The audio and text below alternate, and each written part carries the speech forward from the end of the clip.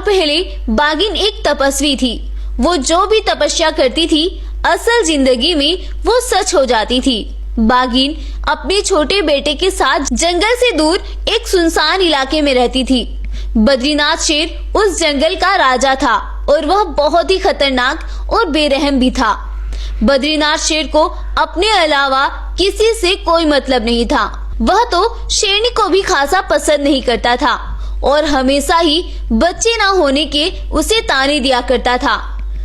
शेरनी सालों बीत जाने के बाद भी मां नहीं बन पा रही थी और वह हर रोज राजा शेर के ताने सुना करती थी।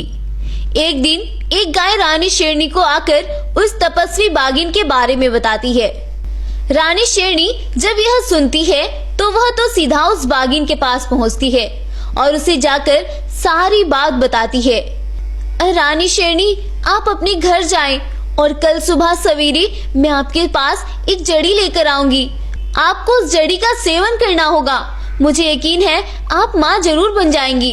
अब शेरनी गुफा में वापस आती है और अगली सुबह सवेरे बाघिन अपने बेटे के साथ शेरनी की गुफा में वो जड़ी लेकर आती है।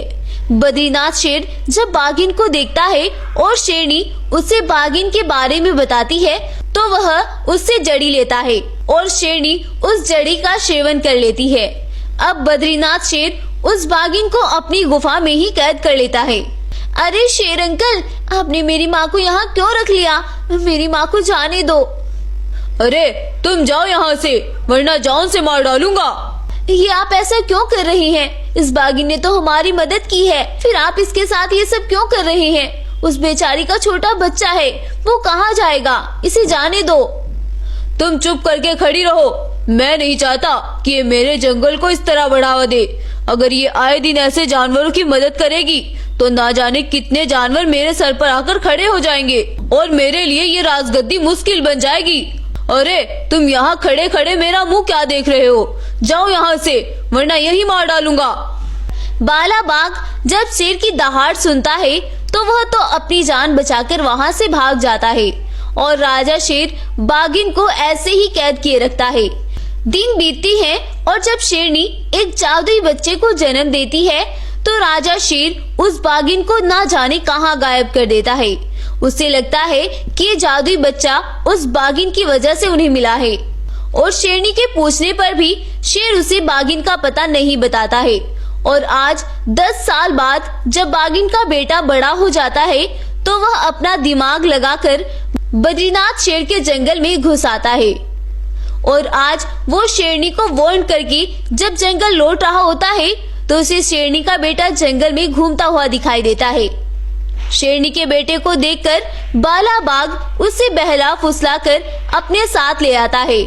उधर जब बद्रीनाथ शेर को अपना बेटा गुफा में नहीं मिलता है तो वह तो परेशान हो जाता है और वह उल्टा शेरनी को डांटने लगता है और फिर वो दोनों मिलकर अपने बेटे को जंगल में ढूंढने निकलते हैं।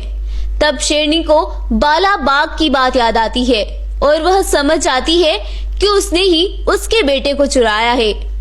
अब शेरनी बद्रीनाथ शेर को बाला बाघ के आने की बात बताती है और उससे बाघिन का पूछती है।